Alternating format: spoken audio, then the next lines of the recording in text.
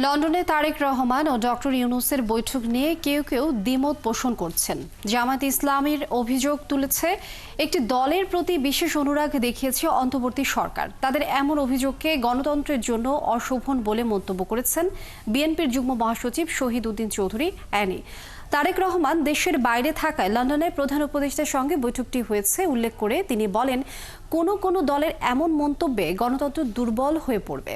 রাজধানীর নয়াপল্টনে বিএনপির কেন্দ্রীয় কার্যালয়ে বাংলাদেশ জাতীয়তাবাদী ওলামা দলের আয়োজনে বেগম খালেদা জিয়ার সুস্থতা কামনায় এক দোয়া মাহফিলে এসব কথা বলেন অ্যানি।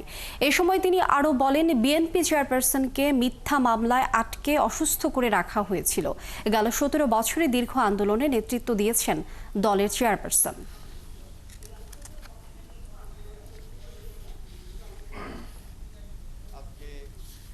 একটা বৈঠক দেশের বাইরে হয়েছে, এটার জন্য কেন কৌশলী হয়ে এত কথা বলতে হবে? কারণ আমরা তো আন্দোলনটা করেছি একটা টার্গেটে পৌঁছার জন্য।